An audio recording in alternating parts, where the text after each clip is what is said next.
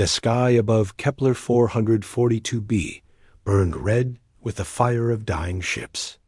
Elder Vex High pressed his scaled hands against the cold metal of the communication console and felt the vibration of another explosion somewhere far above. His violet eyes looked tired as he stared at the screen that showed nothing but static and death. 3 days had passed since the Krathen raiders first appeared in their system.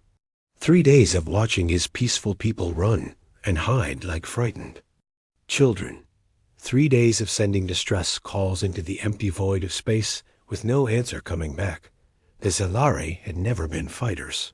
For over 1,000 years, they had lived quietly on their worlds, growing plants and cleaning the air of dead planets.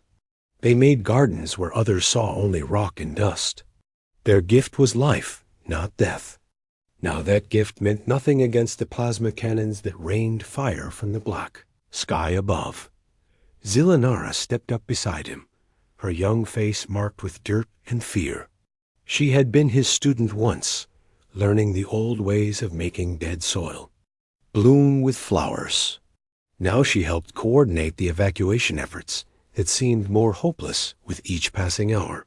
Elder, the northern settlement has gone dark, she said in their musical language. The last transmission said the children's shelter was under direct attack. Vex High closed his ancient eyes and felt something break inside his chest. The northern settlement had housed nearly 3,000 Zelari, most of them younglings not, yet old enough to understand why the sky had turned angry. He had sent them there because it seemed safe, hidden in the deep valleys where the Krathen scanners might not find them so easily. He had been wrong. The communication panel crackled to life with a voice that made both Zelari flinch. Commander, Thokran of the Krathen Empire spoke in the common galactic tongue, his words harsh and grinding like metal against stone. Zelari dogs, your time grows short. 3 of your settlements burn already, and more will follow. Give us the terraforming technology you hide in your archives, and we will grant you the mercy of quick deaths. Continue to resist, and we will take your young ones to the slave markets of Kareth Prime. The transmission cut off, leaving only the sound of distant explosions and the quiet weeping of refugees in the tunnels below. Vex High had heard those threats many times over the past 3 days. Each time they grew worse, each time the Krathen demanded more than just surrender. The terraforming technology was their people's greatest achievement.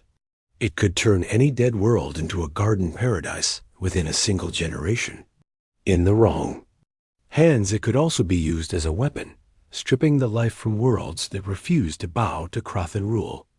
Vex High would rather see his entire species die than give such power to raiders and slavers.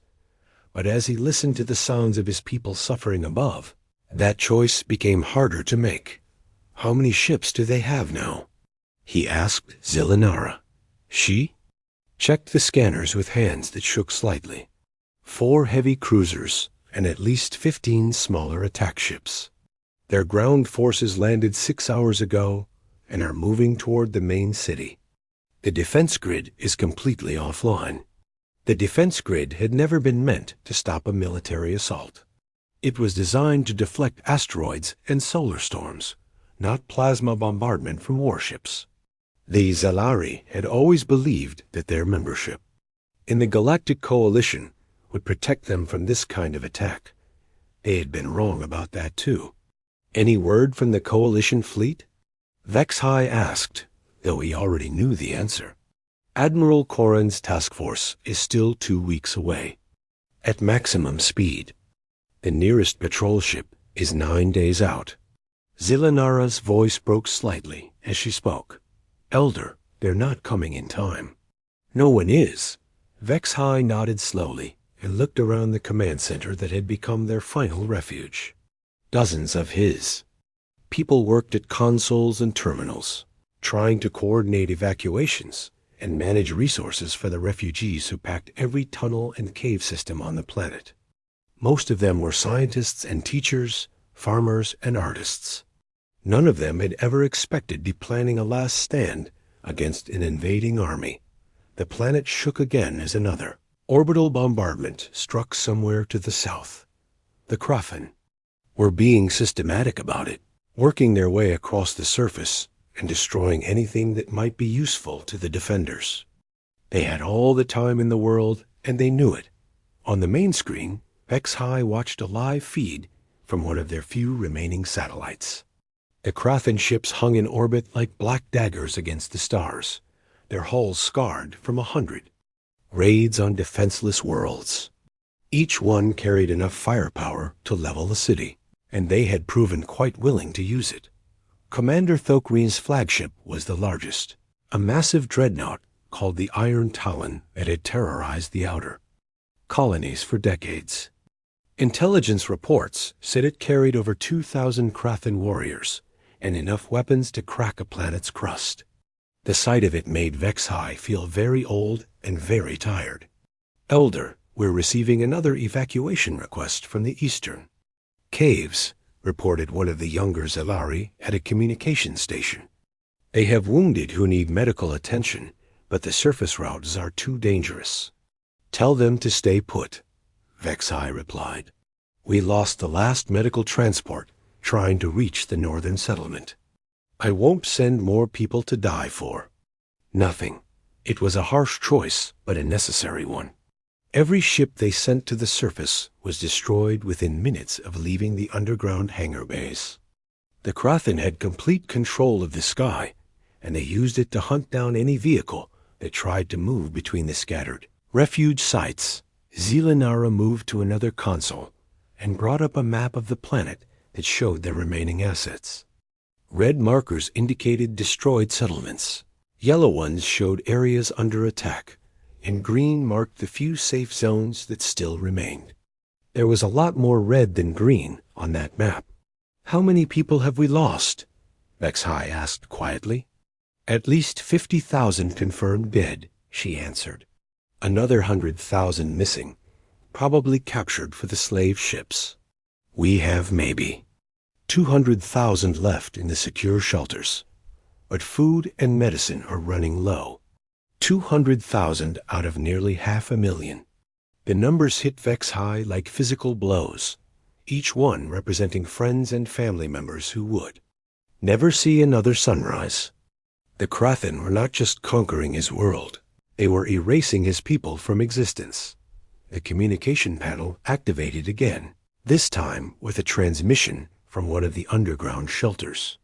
A young Zalari mother appeared on the screen, holding a baby that couldn't have been more than a few months old.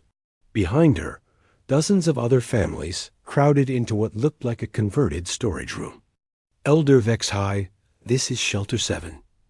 We've lost contact with the surface, and our air recycling system is failing. The children are getting sick, and we don't have enough medicine. Please, is there any word about rescue ships? HFY looked at the fear in her eyes and felt his heart break a little more. Hold position and conserve your resources, he told her. Help is coming. It was a lie, but sometimes lies were kinder than truth. No help was coming. No rescue ships were racing through space to save them. The Galactic Coalition was too far away and too slow to matter. His people would die here. On this world they had turned from barren rock into a paradise, and there was nothing he could do to stop it. The transmission ended, and the command center fell silent, except for the steady hum of machinery and the distant rumble of explosions.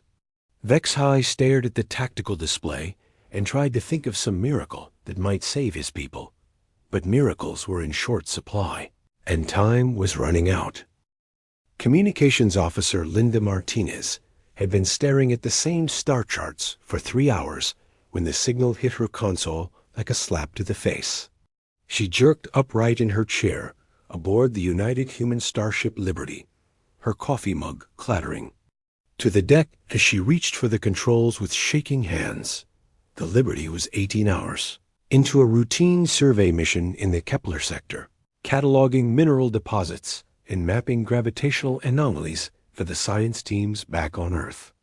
It was quiet work, the kind that let a person think about home and family, while the ship hummed through the void between stars. Linda had been thinking about her daughter's birthday party next month when the distress call broke through the cosmic background noise.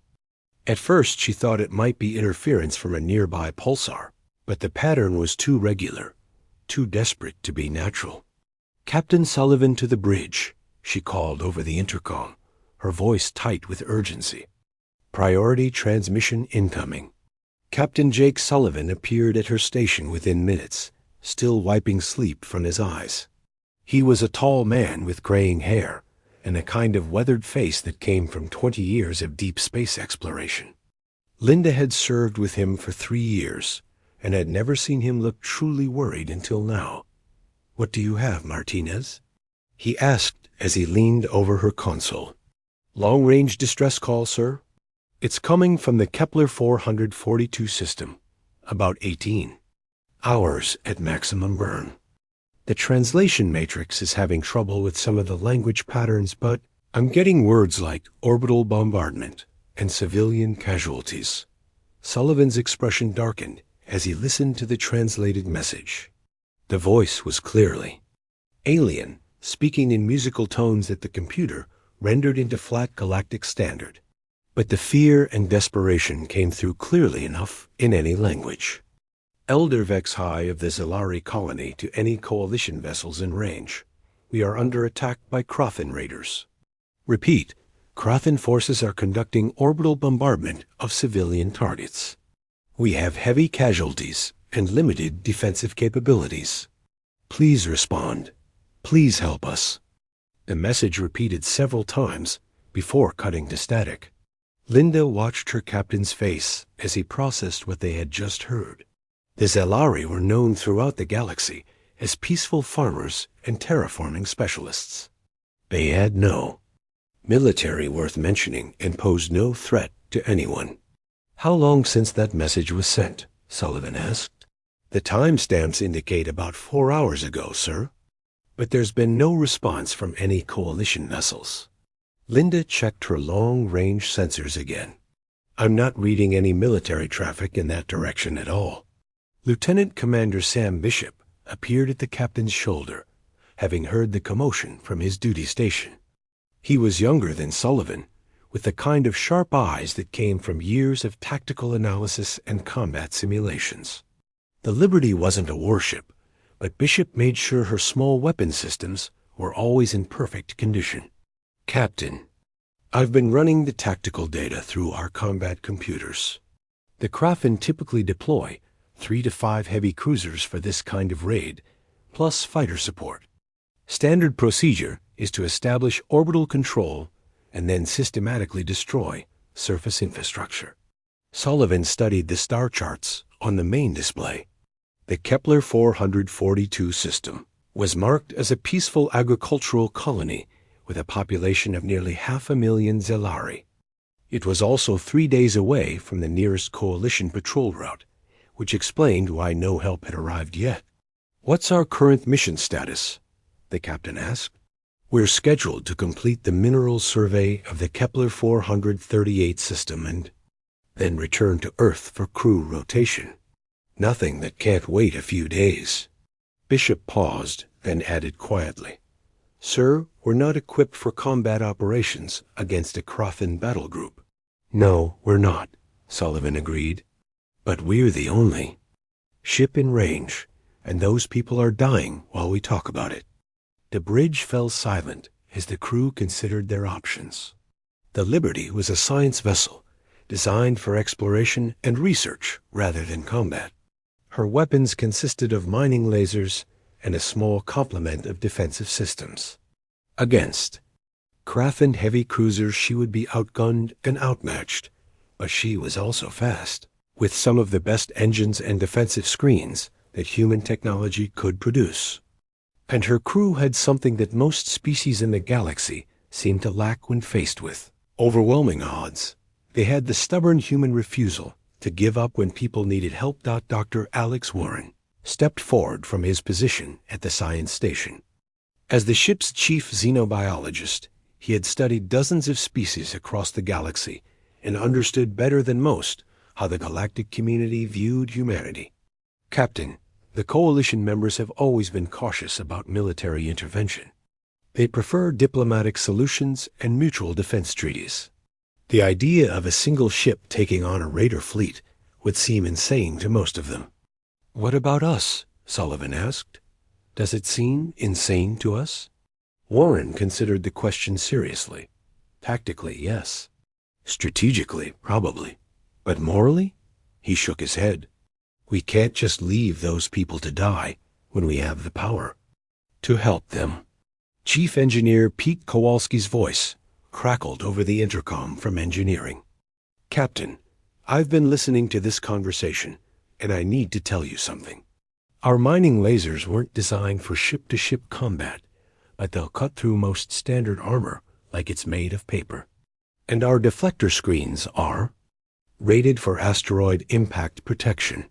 They might just hold up against Krathan plasma cannons." "How might?" Bishop asked. "Maybe 60% chance, assuming we can avoid taking concentrated fire for more than a few seconds. The real problem is going to be their numerical advantage.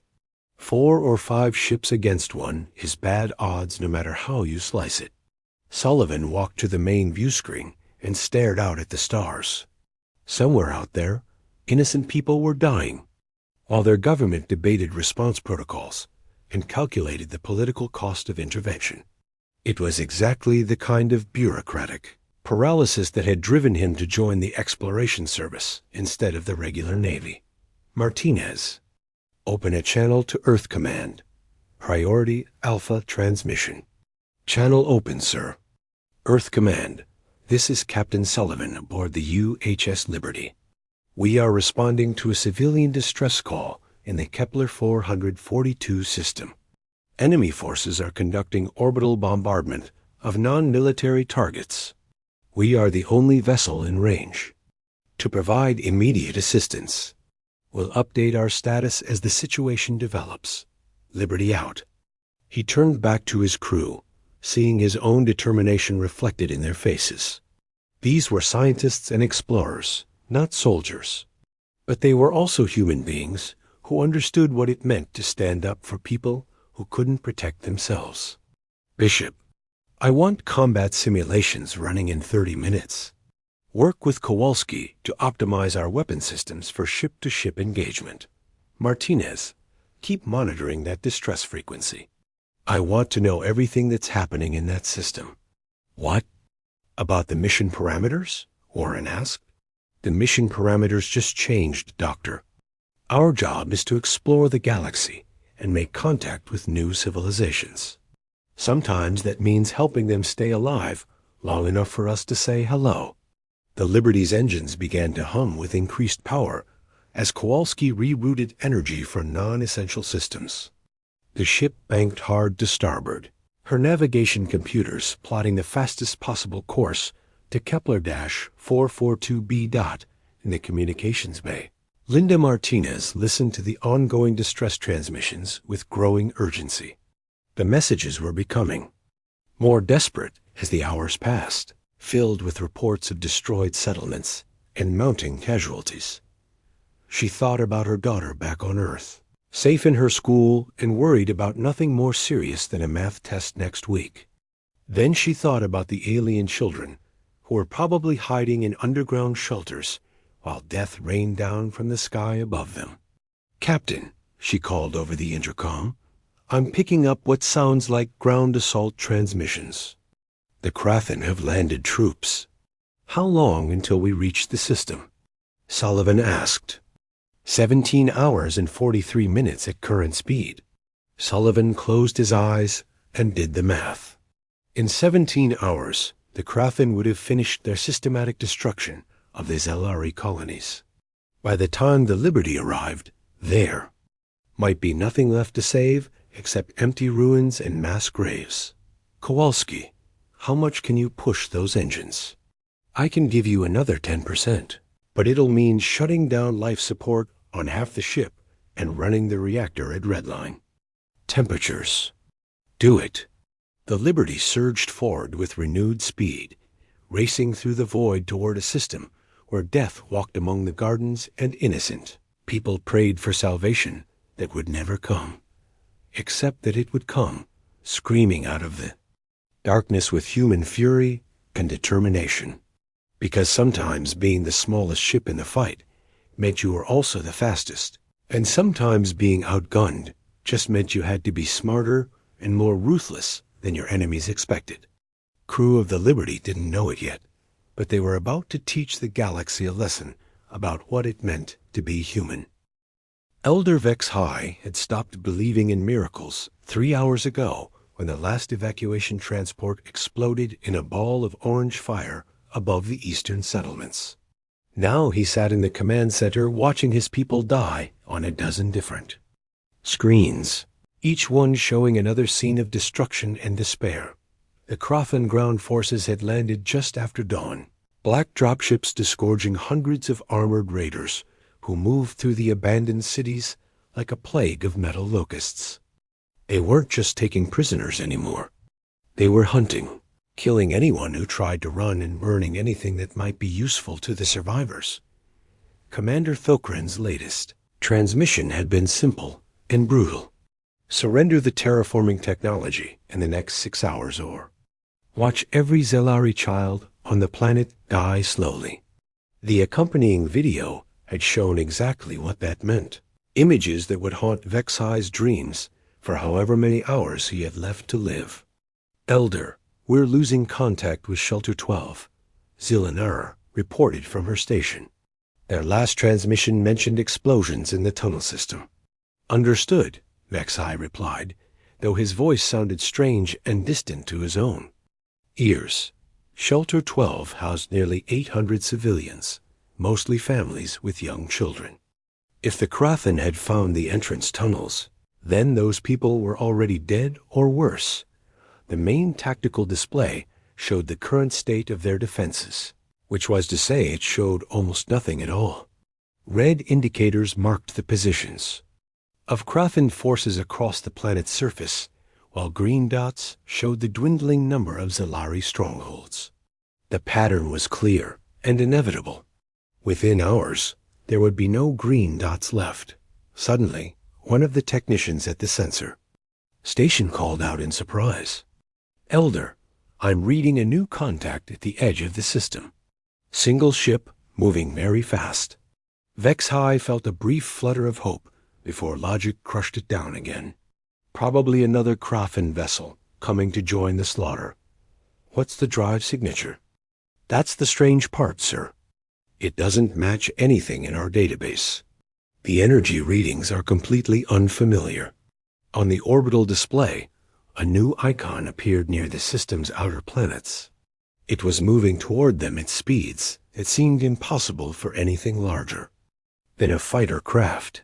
But the mass readings suggested something much bigger, something roughly the size of a coalition exploration vessel. Zilanara looked up from her console with the first expression of hope Vex High had seen in days. Elder, what if it's not Krafen? What if someone actually heard our distress calls? Before Vex High could answer, the communication system crackled to life with Commander Thokran's harsh voice. The Krafen commander sounded angry and suspicious as he broadcast on all frequencies. Unknown vessel, identify yourself immediately. This system is under Krafen jurisdiction by right of conquest. Withdraw now or be destroyed along with the rest of these pathetic aliens. The response came back within seconds, transmitted and accented. Galactic standard that neither Vex High nor his people had ever heard before. The voice was calm and controlled, but there was something underneath it that made the elder's scales tingle with recognition. It was the sound of a predator trying very hard to remain civilized. Krafen forces, this is Captain Jake Sullivan of the United Human Starship Liberty. You are engaged in illegal military action against civilian populations in violation of Galactic Coalition law. Withdraw your forces immediately and prepare to receive boarding parties for prisoner transfer. The silence that followed lasted exactly 3 seconds before Thokrin's laughter filled every speaker in the command center. It was the sound of grinding metal and broken glass, full of malice and contempt. Humans? The newcomer species dares to threaten the Krathan Empire? You are one small ship against a battle group, little mammals. Turn around and run home to your primitive world before we add your crew to our slave markets. That's where you're wrong, Commander, came the human. Response, we're never alone. And we're done talking. What happened next would be analyzed by military strategists across the galaxy for decades to come. The human ship, designation UHS Liberty, didn't slow down as it approached the Krathan formation. Instead of taking up a defensive position outside, weapons range, it accelerated. The Liberty came screaming out of the void at velocities that should have torn any normal vessel apart. Her hull glowed white-hot from atmospheric friction as she dove straight into the heart of the Krathan fleet, all weapons blazing and deflector screens flaring against incoming fire. Vex High watched in amazement as the impossible battle unfolded. On his screens, the human ship moved like nothing he had ever seen, dancing between plasma bolts and missile salvos with grace that bordered on the supernatural. Where other species built their vessels for durability and firepower, the humans had created something that fought like a living creature. The first Krathan heavy cruiser, the Iron Claw, died in less than 30 seconds. The Liberty's mining lasers, weapons designed to cut through asteroid cores, sliced through its shields and armor like they were made of paper. Secondary explosions rippled along the cruiser's hull as power conduits overloaded and ammunition. Stores cooked off. How is this possible? Zilanara whispered, staring at the tactical display. They're outnumbered 4-1. Look at how they move, Vex High replied, his ancient voice filled with wonder. They're not fighting like a starship. They're fighting like a hunter. The Liberty rolled and twisted through 3 dimensions, using every axis of movement to avoid. Concentrated fire while keeping her own weapons trained on target. When the second Krathan cruiser managed to get a weapons lock, the human ship simply dropped below the plane of battle and came up behind it, lasers carving through engine compartments and reactor housing. Commander Thokrius' voice filled the communication channels, no longer mocking, but filled with rage and disbelief. All ships, concentrate fire on the human vessel. Kill it now before it destroys us all. But coordination required time and communication, neither of which the Krathan had in abundance. The Liberty moved faster than their targeting computers. Could track, peering in one location just long enough to cripple a ship before vanishing into the void again. The third cruiser, the Bloodfang, attempted to ram the smaller human vessel in desperation. It was a tactic that had worked against other species, using superior mass and armor to crush opponents who couldn't match their firepower. Against the Liberty, it was suicide. The human ship waited until the last possible second before banking. Hard to starboard, her mining lasers raking along the cruiser's exposed flank as it passed. The Bloodfang's reactor containment failed catastrophically, turning the massive warship into a miniature sun that briefly outshone the distant star. Down. On the planet's surface, Krathan ground forces looked up in confusion as burning debris began to rain from the sky. Their orbital support was dying above them, picked apart by a single enemy vessel that moved like death itself. The fighter squadrons fared no better. The Liberty's 3 shuttles had been launched early in the engagement, each one armed with improvised weapons and piloted by crew members who had never seen combat before. But they flew with the kind of reckless determination that had made humans legends in every sport that involved speed and danger. Dr. Alex Warren found himself behind the controls of Shuttle 2, using his knowledge of predator behavior to anticipate Krathan attack patterns. The raiders flew in rigid formations, following predictable tactics that worked well against other military forces. Against humans who treated combat like an extreme sport, Those same tactics became death traps. The xenobiologist watched a squadron of Krathen fighters approaching in perfect line formation and smiled grimly. He dropped his shuttle into a spiral dive that would have killed most alien pilots, coming up behind the enemy formation and destroying 3 ships before they even realized they were under attack. Aboard the Liberty's bridge, Captain Sullivan coordinated the battle with the calm efficiency of someone playing a complex game rather than fighting for his life. Chief Engineer Kowalski had rerouted power from life support and auxiliary systems, giving them enough firepower to punch through reinforced armor. Communications Officer Martinez jammed enemy frequencies while maintaining perfect coordination between the human vessels. "Captain, the last Krathen cruiser is trying to break orbit," reported Lieutenant Commander Bishop from the tactical station. "Should we let them run?" Sullivan's answer was immediate and final. "No one runs from a fight after attacking civilians." "Not on my watch." The Iron Talon, Commander Thokrin's flagship, was twice the size of the other cruisers and carried enough firepower to level a continent.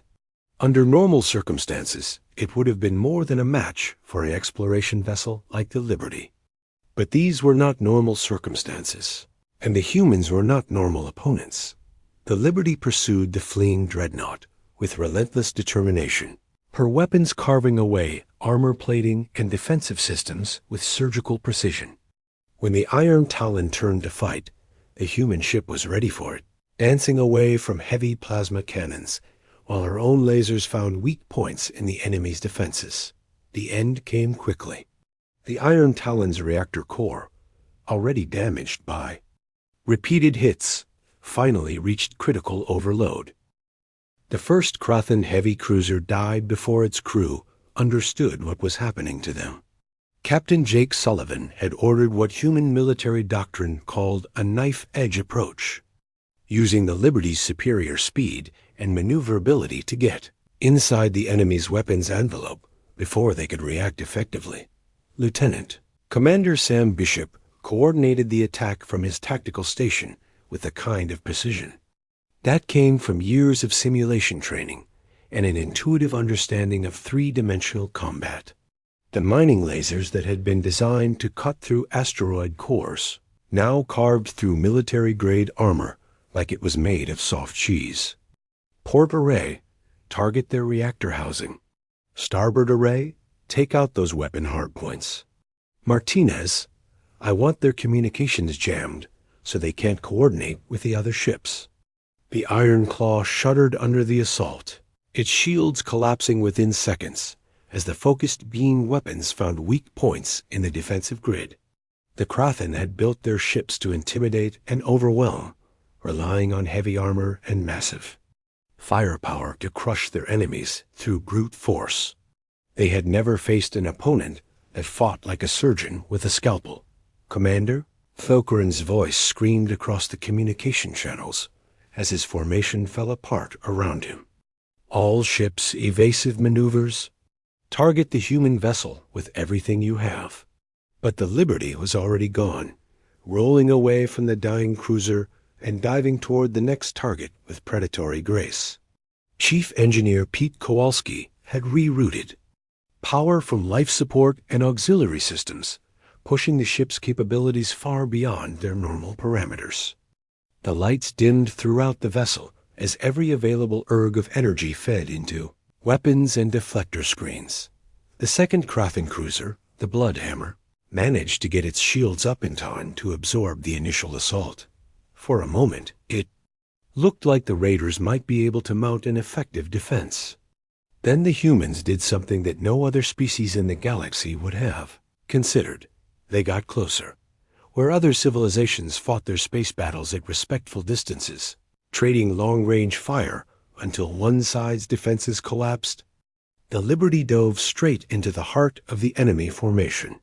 Her deflector screens, originally designed to protect against cosmic debris and solar radiation, held against plasma bolts that should have vaporized her hull. Captain Sullivan stood at the center of his bridge, like the eye of a hurricane, calmly issuing orders while chaos erupted around them. The main view screen showed the Bloodhammer growing larger by the second as they closed to point-blank range, its weapon turrets tracking desperately to keep up with their approach. Ramming speed, Sullivan ordered, and for a terrifying moment, the Krathen thought the humans were actually going to impact their hull. Instead, the Liberty rolled at the last second, passing less than 50 meters from the cruiser's starboard side, while her mining lasers carved through armor plating and internal bulkheads. The Bloodhammer's reactor containment failed 2 seconds. Later, turning the massive warship into an expanding ball of superheated plasma. The Liberty surfed the edge of the explosion, using the blast wave to accelerate toward her next target, while her crew whooped with adrenaline and terror, down in engineering. Pete Kowalski watched his instruments redline across the board and grinned like a madman. The Liberty's engines were running at 120% of rated capacity. Her weapon systems were drawing power faster than the generators could supply it, and her deflector screens were taking damage that should have torn them apart hours ago. God, it was the most beautiful thing he had ever seen. "Captain, we've got Krathen fighters moving in from multiple vectors," reported Ensign Katie Murphy from her position at the sensor station. 12 ships, coming in fast. "Launch the shuttles," Sullivan replied without hesitation. "Full combat." Protocol. The Liberty carried 3 shuttles, each one originally designed for scientific surveys and cargo transport. Over the past few hours, Kowalski's engineering teams had performed miracles of improvisation, mounting mining lasers and emergency thrusters on craft that had never been intended for combat operations. What they lacked in firepower and armor, they made up for in sheer audacity. The shuttle pilots were scientists and technicians pressed into combat roles, people who had joined the exploration service to study alien cultures and map distant stars. Now they found themselves dogfighting with raiders who had terrorized the galaxy for decades. Dr. Alex Warren strapped himself into the pilot's seat of Shuttle 2 and tried to remember everything he had learned about predator behavior during his years of xenobiological research. The Krathen flew in rigid formations, following attack patterns that had been refined through countless raids on defenseless worlds. The problem was that humans weren't defenseless, and they sure as hell weren't following any patterns the raiders recognized. Warren waited until the first squadron of fighters committed to their attack run, then dropped his shuttle into a spiral dive that pulled enough G-forces to make his vision gray around the edges. He came up behind the Krathen formation and triggered his weapons, watching 3 enemy ships disintegrate before their pilots even realized they were under attack. The remaining fighters scattered in confusion, trying to understand how their prey had suddenly become their predator. Warren used their moment of hesitation to line up another shot, his mining laser burning through a fighter's engine compartment and sending it tumbling into the void. "This is Shuttle 2, he reported. Over the comm system, his voice steady despite the adrenaline coursing through his system. 4 confirmed kills. These things fly like they're following a textbook." "Copy that, Doctor," came Captain Sullivan's reply. "Keep them off our back while we deal with the big boys." The big boys in question were the remaining 2 Krathen heavy cruisers, both of which had finally managed to coordinate their fire. Plasma bolts and missile salvos converged on the Liberty's position from multiple directions, forcing her to twist and roll through evasive maneuvers that would have torn apart most other vessels. But the Liberty had been built by humans, and humans had a talent for creating machines that could survive impossible conditions. Her deflector screens flared and sparked under the assault, but they held. Her hull armor, designed to protect against meteor impacts and cosmic radiation, absorbed hits that would have crippled ships twice her size. "Damage report," Sullivan called out as the ship shuddered under another barrage. "Forward deflectors down to 60%, Bishop reported from his station. "Hull breaches on decks 4 and 7, but the emergency bulkheads are holding. We're still in the fight, Captain. Then let's finish it. The third Crothan cruiser, the Bone Crusher, attempted to ram the smaller human vessel in desperation. It was a tactic that had worked against other species, using superior mass and momentum to destroy opponents who couldn't match their firepower. Captain Grixonar, the Bone Crusher's commander, had used the same maneuver to sink a coalition patrol ship just 2 months earlier. Against the Liberty, it was a fatal mistake.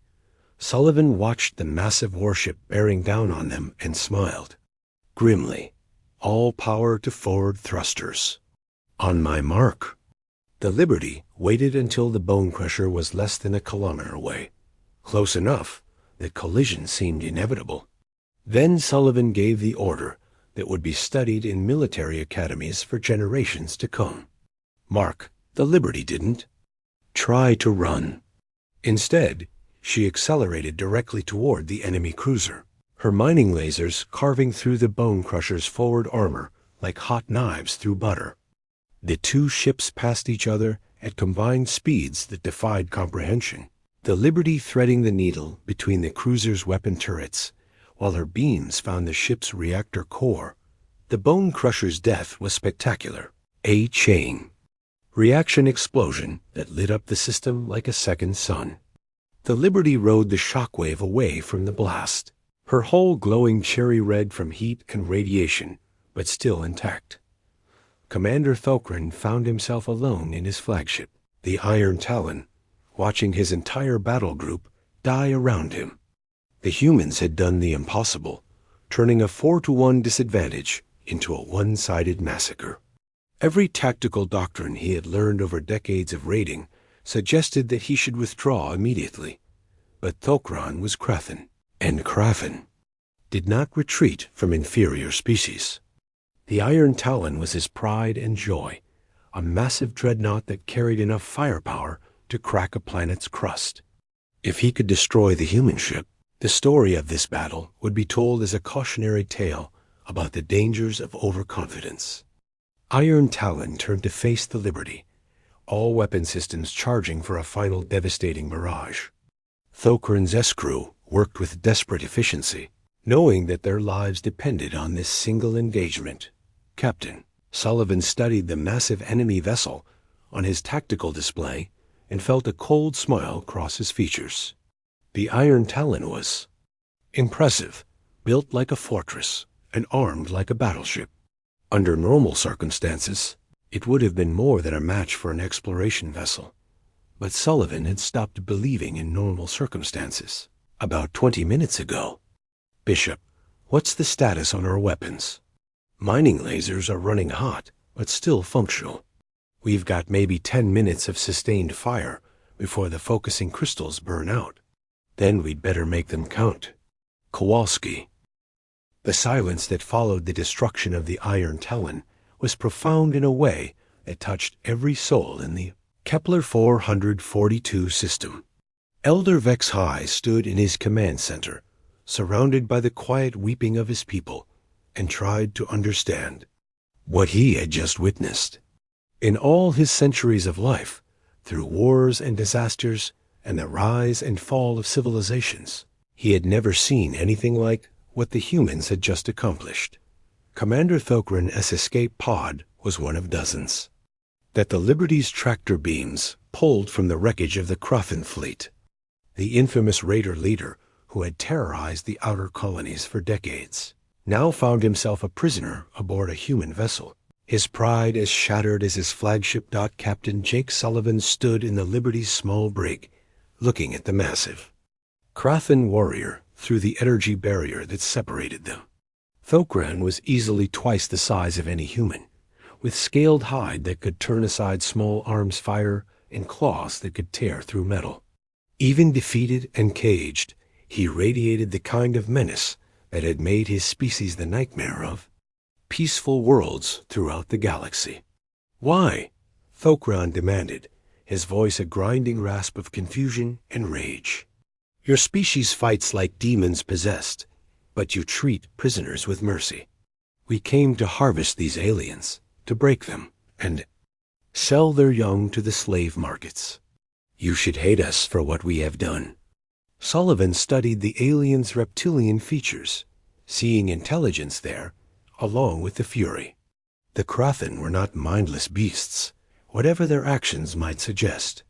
They were a warrior culture that had built an empire on the suffering of others, but they were still sapient beings, capable of understanding concepts like justice and compassion. We do hate what you've done, Sullivan replied quietly. But hating you won't bring back the dead, and it won't stop the next raider fleet from attacking innocent people. Maybe if we show you there's another way to live, you'll think about that before you murder children for profit. The Krathen commander stared at him for a long moment, his alien mind struggling to process the contradiction. In his experience, strength was used to dominate, and weakness was exploited without mercy. The idea that powerful beings might choose to show restraint was as foreign to him as breathing underwater down on the planet's surface. Human Marines worked alongside Zalari civilians to provide medical aid and begin the process of reconstruction. Sergeant Maria Gonzalez found herself coordinating refugee camps with the kind of efficiency that came from years of emergency response training, even though most of her experience had been with peaceful exploration missions rather than war zones. Zalari moved like ghosts through the ruins of their settlements, searching for survivors and salvaging what they could from the wreckage. Their musical voices were subdued as they went about their work, but there was something new in their bearing that hadn't been there before the battle. It was the kind of quiet confidence that came from knowing that somewhere in the galaxy, there, were people who would answer when they called for help. Dr. Alex Warren supervised the medical teams that were treating both human and alien wounded in the makeshift field hospitals. The Liberty's small medical bay had been overwhelmed within hours of the battle's end, forcing them to set up treatment centers in whatever intact buildings they could find. The casualties were lighter than they had feared, but heavier than anyone wanted to admit. 43 humans had been injured during the engagement, mostly from acceleration trauma and equipment failures caused by pushing their ship beyond safe operating limits. The Zalari losses were harder to calculate, but early estimates suggested that nearly 70,000 civilians had died during the 3-day siege. Warren found himself working alongside Zalari healers whose medical knowledge far exceeded his own in many areas. They had been terraforming worlds for centuries, developing treatments for radiation exposure and atmospheric toxins that human medicine was only beginning to understand. But they had never seen the kind of combat injuries that resulted from high-velocity plasma impacts and explosive decompression. Dr. Warren, one of the Zalari medics, approached him with careful steps, her violet eyes bright with curiosity. "May I ask you something about your species?" "Of course," Warren replied, looking up from the wounded Marine he'd been treating. "What would you like to know?" "Your people fought with such ferocity that even the Krathen seemed afraid. But now, you work to heal the wounded and comfort the grieving with equal dedication. How do you balance such contradictions?" Warren considered the question seriously. It was something that many species seemed to struggle with when they encountered humanity for the first time. The galaxy was full of races that were either aggressive or peaceful, either violent or compassionate. The idea that beings could be both seemed to confuse most alien minds. "I think it comes from understanding that violence is a tool, not a way of life," he said finally. "We fight when we have to protect people who can't protect themselves. But we don't fight because we enjoy it or because we want to conquer other species. We fight because sometimes it's the only way to stop greater suffering." The Zalari medic nodded slowly, filing away this insight into human nature along with the dozens of others she had observed over the past few hours. Her people would spend years analyzing what they had learned about humanity during this crisis, and the implications would reshape their understanding of what sapient species were capable of achieving. Elder Vex High made his way through the refugee camps with careful steps, his ancient body aching from the stress of the past few days. Everywhere he looked, he saw his people beginning the long process of rebuilding their lives. Children played in the ruins while their parents salvaged materials for temporary shelters. Farmers examined the scorched soil to determine what could be replanted and what would need decades to recover. But there was something else he saw as well, something that filled his old heart with a warmth he had not felt since his youth. His people were no longer afraid. The terror that had gripped them during the siege had been replaced by a quiet determination to rebuild and continue their work of bringing life to dead worlds. They had learned that they were not alone in the galaxy, that there were others who would stand with them against the darkness, and that knowledge would sustain them through whatever challenges lay ahead. Captain Sullivan found the elder sitting beside a memorial that the Zelari had erected for their dead, a simple stone monument, carved with names in their flowing script. The human captain approached with respectful silence, understanding the importance of grief and remembrance in any culture. "Captain Sullivan," Vexhai said without looking up, "I have been wondering how to thank your people for what you have done. The words exist in our language, but they seem inadequate for the debt we owe you." "You don't owe us anything," Sullivan replied, settling down beside the ancient alien. "We did what anyone should do when they see people in trouble. The thanks belongs to those who didn't make it through the siege." "That is precisely what I mean," Vexhai said, finally turning to look at the human with eyes that held centuries of wisdom. "Your species sees helping others as a natural responsibility rather than an exceptional deed. In all my long life, I have never encountered such an attitude among sapient beings." Sullivan was quiet for a moment, thinking about his crew and the risks they had taken to reach this world in time.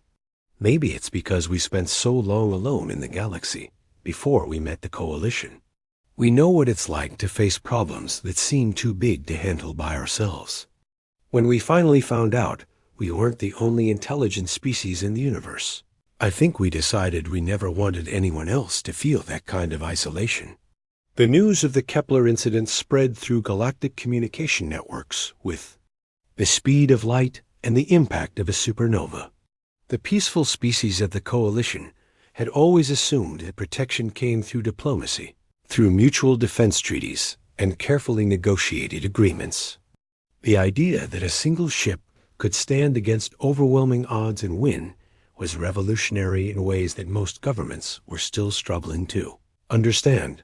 On the Coalition capital world of Galactic Prime, emergency sessions of the ruling council debated the implications of what the humans had accomplished. Some members called for immediate restrictions on human military capabilities, fearing that such aggressive tendencies might threaten the careful balance of power that had maintained peace for centuries. Others argued that humanity represented exactly the kind of defensive capability that the Coalition needed to protect its member worlds from raiders and pirates. The Krathan Empire had been growing bolder in recent years, testing the boundaries of Coalition space and attacking targets that were too remote for effective military response. The humans had proven that distance was no longer a guarantee of safety for raiders who preyed on the innocent. Word of the Liberty's victory was already spreading through the criminal networks of the Outer Rim, carried by survivors who had witnessed the impossible firsthand. Back on Kepler 442b, the work of reconstruction continued under the watchful protection of the human ship. The Liberty's crew had extended their mission indefinitely, using their advanced sensors and communication equipment to coordinate relief efforts across the planet.